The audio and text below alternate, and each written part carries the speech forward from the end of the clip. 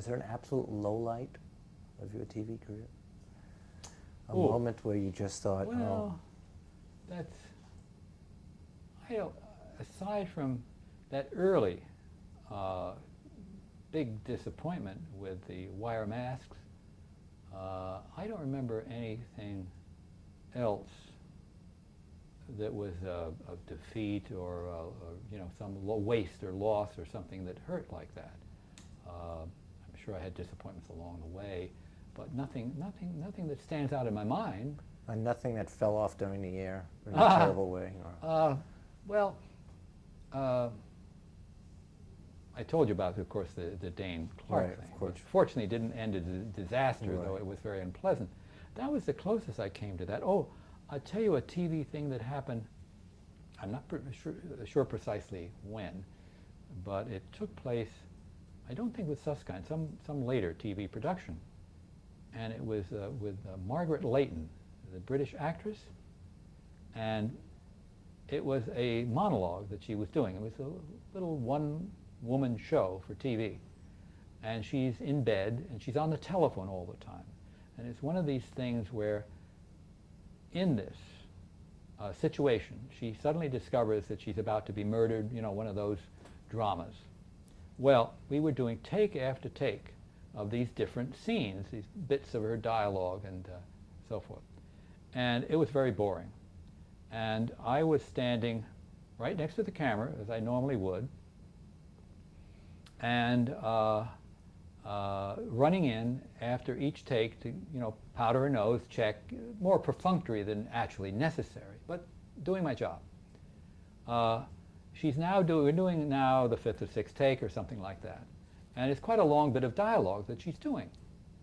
And she gets to midway, and her whole tone changes. Oh, I can't stand this. This is not good. I can't go on with this. Something like that. And I don't know precisely the words, the lines. But this sounds totally out of context to me. That's how it registers to me. So I think she's up in her lines, and she's cut. And I take 2 steps to go to her. And the camera operator, I run into his arm. And I look down, can't understand, for a moment, for an instant, I can't understand why he stuck his arm out in front of me. He's not even looking at me, he's still looking through the camera. But then I hear she's going on. And I look up, and in truth, she just read the line differently.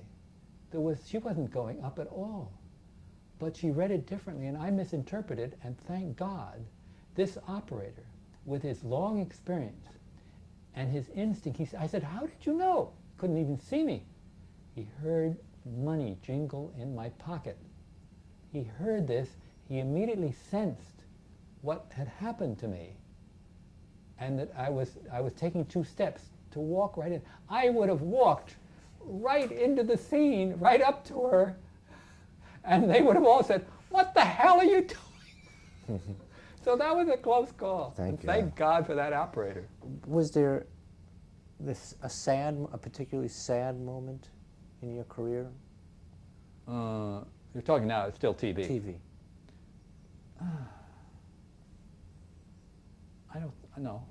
I don't think of anything, no. Funniest moment? Well, those are again such passing moments that Yeah. nothing stands out. Nothing, Long time ago. Sorry, I can't. When you think about a most poignant moment for you? Nothing comes to mind, nothing comes to mind. I'd have to actually search through all the titles and see if something Right. comes Okay, up. if we come up with something. Of the actors that you work with, who surprised you the most, would you say? Surprised me. Yeah. Well, that's again, it's and again, surprised in what way?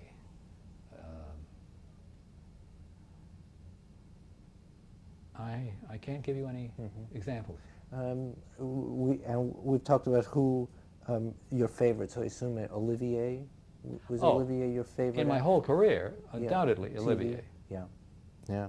What about the hardest person to please, or the hardest, who gave you the hardest In time? TV? Yeah. Always in TV. Again, I don't.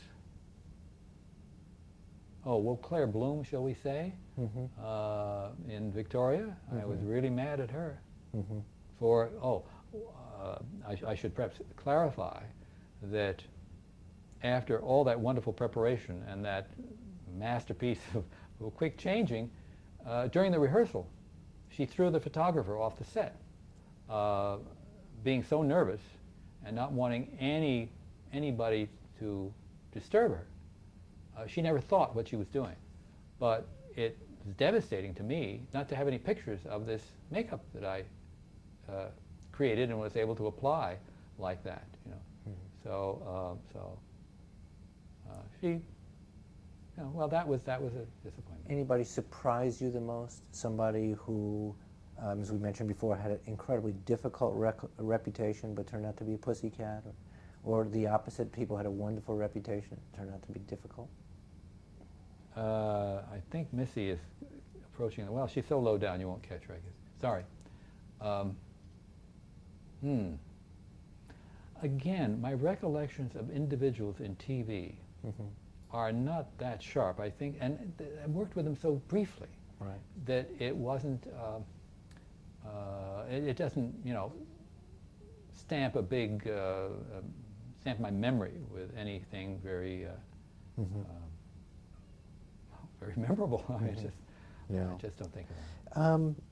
Looking back on your TV career, what did it mean in terms of your development as an artist? What did live TV give you? Or we've touched upon this before, but in summing up, looking back on your live TV career, 17 years or 14 years at NBC, what did that give you? What did that mean? Well,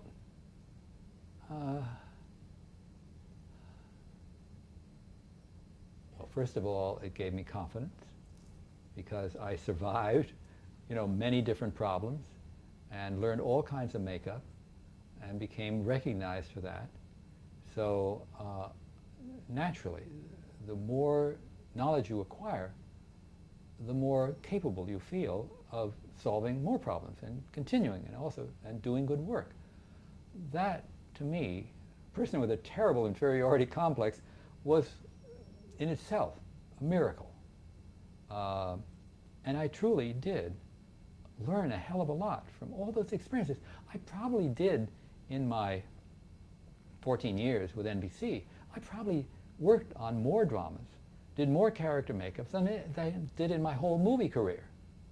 And they were done fast. There were never any makeup tests. I mean, I just created the stuff, put it on, it went on camera. Entirely different from the kind of work that we do in films. So that was what I got out of it, and I did indeed teach myself a hell of a lot of makeup techniques as they were at the time.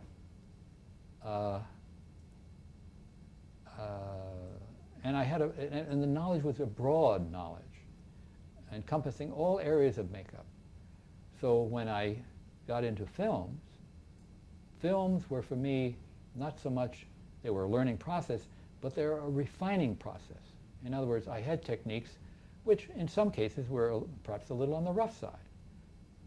My years in films allowed me the luxury of repeating and repeating and refining and finding little things to improve more than big things. I mean, I had all the fundamentals, and this was a refining process largely.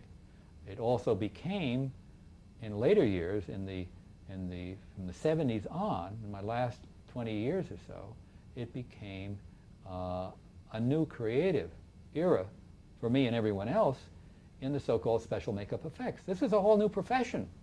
This was not what makeup artists did in all the previous 50 years. Your work in TV prepare you for that? In a way, yes. Because you had to be quick on your feet, so to speak. You had to You had to find quick answers. Even if they weren't terribly complex as they later became, they were still answers. So you had to somehow deal with all these things, get these things done, organize your work, and survive. You had a chance to be in the ground floor or something when it was just beginning. Oh, it was a godsend. It was. It was the ground floor, and I don't imagine anyone will have be able to experience something like that again. If I started today, in all honesty, if I was a young person today, with what I had, let's not even say the crude knowledge I had from doing monster makeups. If I were living today, I would know much more as a teenager because I would have had the benefit of all the magazines that are out there, all the articles, all the other stuff from which young people are learning today. And already, gosh, at 16, maybe doing foam latex appliances at a professional level. So let's say I was one of those. I don't think I would become the legendary Dick Smith. I wouldn't have a prayer against, not a prayer, I would be one of the top makeup artists because I would work very hard and drive myself. But my basic talents, artistic talents, are not as great as Rick Baker's and many other makeup artists in Hollywood that I could name. So I would become one of a bunch instead of being the big fish in the little puddle. Mm-hmm. Do you have any regrets about your TV career? No, none in the least. Mm-hmm. Oh no. It was the greatest school I could have possibly gone to. There were no schools that could teach you like that experience did. They don't exist, and they couldn't exist. There's nothing you would do differently in your TV career? I would probably have driven myself more. I probably would have. No, that's not true. No, I wouldn't. If I were the person I am today, no, I wouldn't. I probably wouldn't have been I might not have been as successful because I would have not let it be virtually all of my life. I would not have had it take up quite as much room in my life as it did. I would have put more importance on my family and my children, perhaps, and on other things in life. In, things like going to the theater and reading and traveling and many other great joys that there are to be found. But I was just driven to do makeup because it was the one area in which I was somebody special. Everybody wants to be somebody special. And when you have a hold on something like that, it's very hard to let it go. You were also creating. Of course. You were not maintaining. You were creating. Oh, no. Every day was a new territory. That's what hooks you. Right. That's what hooks. Of course I was hooked on that. Mm-hmm. That's why makeup is such a challenging and exciting profession, and it still is challenging and creative. This is why I'm still interested and fascinated by it, because there's always something. I'm still learning. Hell, after 51 years, and I'm still making mistakes, and I'm still learning, and I'm still trying, and I'm still interested, and I wish I had more years and more time. I mean, like this silicone gel-filled appliance, which has been a dream of mine for years, which is going to happen. But I've had to share it with other people. I don't have the luxury of saying, I'm going to hold this to myself. I'm going to be the one that says, here, fellas, this is the way to do it. This is my last hurrah. That would be wonderful. I'm still doing part of that, and that's great. But I just wish there were more time. I wish that I could, spend 6 months just working and researching and doing things like that. But thank God I'm not that crazy and that dedicated to give the rest of my life to this. I will keep in touch. That's what I'm doing. I'm going to run some names by you and tell me if anything comes to mind, an experience you had with this person or not. David Sarnoff, did you have any personal I'll dealings tell with you a David story Sarnoff? about David Sarnoff. Yes, in one of the early television days, we were told that there was going to be a closed circuit broadcast to the affiliates of NBC, and that Mr. Sarnoff would be giving a speech on this broadcast. Mainly, the main address would be by Sarnoff. Therefore, many people were standing by if they were needed, including, I was told, to stand by in case he needed any makeup. So I'm in our little studio, 3G, and we're waiting for the great man to arrive. And waiting with me are 3 or 4 vice presidents, big shots. I recognize some of them, and I've been told who they are. And I'm nervous, of course. Sarnoff is coming. But I'm watching these guys, too. And I could observe that they're scared to death. They were so scared. It was so obvious. They were so nervous and so scared that it relieved me. I was kind of saying, oh, for God's sakes, fellas, he's not going to kill you. And I was somewhat amused and observing this. Now, Sarnoff comes in. He was a short powder pigeon of a gentleman and a very stolid, emotionless face, and eyes that looked at you. The look was like cold, penetrating, like a writer would say, you know, a steely look. Anyway, they look right through you. And he's one of these guys that he doesn't turn his neck much. He's got a kind of thick neck, and so it's kind of this. There's not even much movement, no expression. And he comes in and he kind of looks over these executives, and they're all like, they're trembling. Mr. Sarnoff, yes, so forth and so forth, general, and so forth, and all that. You know, I remember that so well. I mean, I thought at the time, this man has the power of life and death over these people. He, you know, they are scared of him because of his power over them, which is endless. And when I came to do The Godfather, and I watched Marlon Brando, wonderful as he was, I felt he was not a true mafioso. I felt General Sarnoff was the one who really showed, I mean, I saw in him a man who could have someone killed.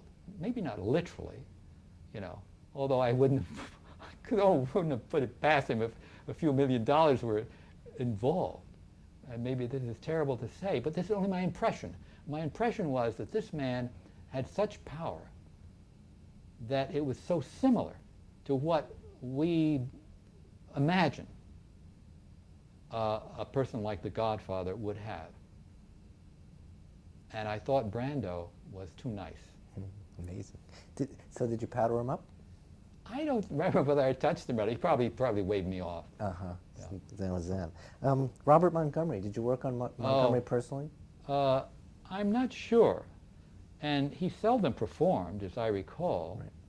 And then Bob Obradovich would have probably Right. made him up because it was his show. I may have been called into a conference or something. I really don't remember. He wasn't exactly well liked. I really have no impression of him. No story about him at all.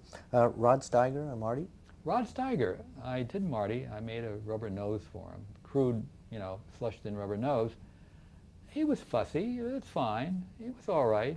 I think I worked with him some years later also. Just average guy as far as I was concerned. Did you have a sense of the script of Marty, that you were on something, on the edge of something big? Not particularly. No. Really? No. It made no impression on you beforehand? No. Really? Well, we had, you know, a number of nice little realistic scripts and, and good things and all that. And no, I had no idea. I had no clue. And Patty Chayefsky's presence was not being felt at that point and around the set? No, Patty was another one of the talented young writers that had written for television and so forth, and I didn't know how special he was. Delbert Mann? Delbert Mann directed a lot, and he was a very nice guy, and I liked him personally. Got along with him fine. He was always very nice.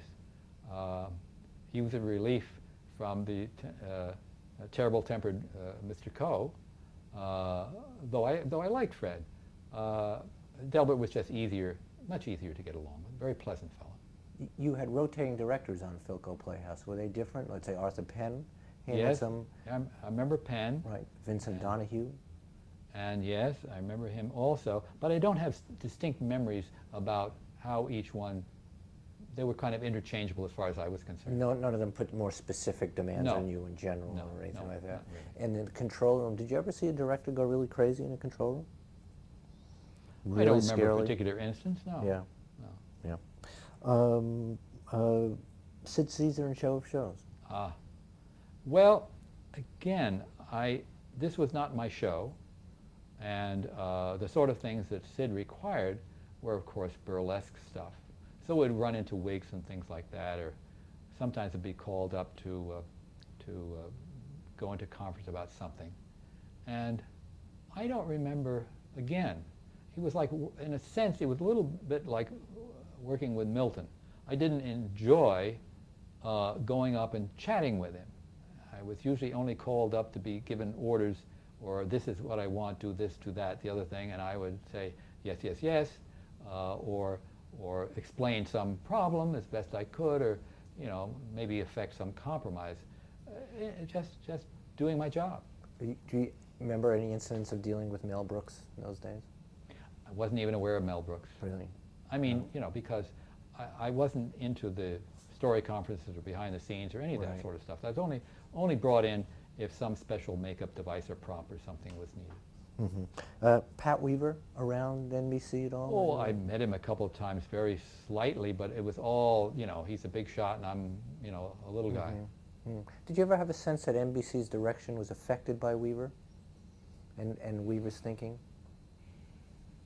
Well, I think I got a certain amount of that from my superiors, my immediate superiors, who were generally creative people and I think were in harmony with what Pat was trying to do.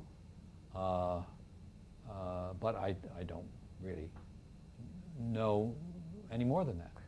But as you recall before, Producer Showcase, you could spend money, you can go all out. So there was a belief in quality. Well, that these things, we want you to be good. Well, yeah, but if we're talking about the era before the FCC approval of the Right. RCA system, that was just generally known. That was like company policy, where it originated from General Sarnoff or RCA or NBC or Pat Weaver or something. Didn't know. Didn't know who actually promoted that. Henry Morgan? Henry Morgan, of course, was a delight. And I did work with him a few times, and he was just fun to be around, and I loved his sense of humor, and he was a great, fun guy. It was kind of like working with Walter Matthau or someone like that you just enjoy. Tex and Jinx? Yeah, I didn't have much to do with them, but they were nice people. I mean, as far as I was concerned, they weren't a problem, or they weren't nasty or temperamental or anything like that. And there were no makeup problems with Tex and Jinx or they weren't. any sense. Jinx, I knew Jinx. I worked with Jinx perhaps more making her up than I did with Tex. And she was a nice lady, and attractive and so forth.